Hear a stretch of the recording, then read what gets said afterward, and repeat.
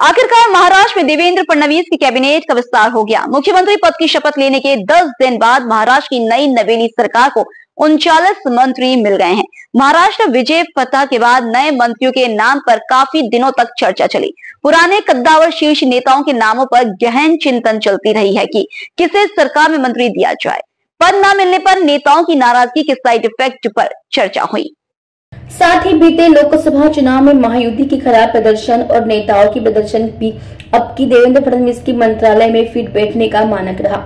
इस बात से तो खुद सीएम भी इनकार नहीं कर पाए कि मंत्री के चयन के दौरान ये भी देखा गया कि नेताओं के पिछले 5 सालों में प्रदर्शन कैसा रहा।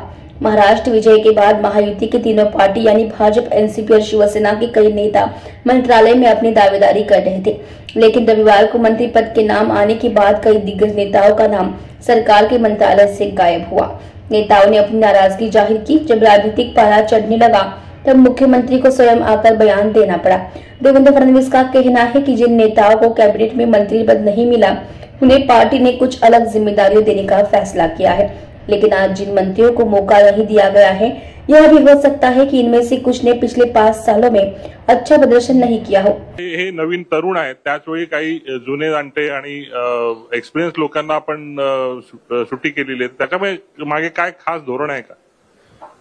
नाही, आमचा प्रयत्न असा आहे की हे मंत्रिमंडळ एक सर्व प्रकारचा चेहरा याच्यामध्ये दिसला पाहिजे। त्या दृष्टीने काही जुने जाणते नेते आहेत, काही तरुण आहेत, महिलांना देखील आम्ही चांगल्या प्रकारे संधी दिलेली आहे, विविध समाजांना आम्ही संधी दिलेली आहे। ओबीसी समाज असेल, मराठा समाज असेल, धनगर समाज असेल, आदिवासी समाज असेल, एससी समाज असेल, विविध समाजांना देखील आम्ही प्रतिनिधित्व दिलेलं आहे। सर्व समावेशक अशा प्रकारचं मंत्रिमंडळ तयार करण्यात आले।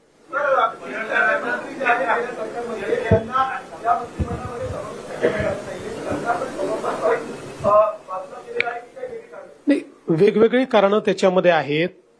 अनेक वेळा काही मंत्र्यांना याकरता घेण्यात आलेलं नाही। मी भाजपचं सांगतो आमच्याकडे की पक्षाने त्यांना काही वेगळी जबाबदारी द्यायचं ठरवलेलं आहे। आपल्याला कल्पना आहे बीजेपी मध्ये अनेक वेळा आम्ही जर कोणाला जबाबदारी पक्षात द्यायची असेल तर त्यांना मग मंत्रिमंडळात स्थान देत नाही।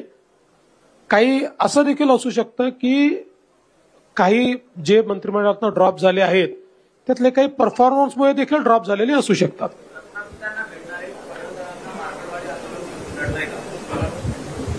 मला असं वाटत नाही।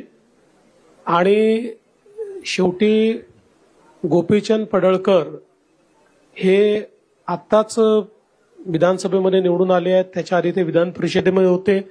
उत्तम काम करणारे कार्यकर्ते आहेत, थोडे अग्रेसिव्ह आहेत।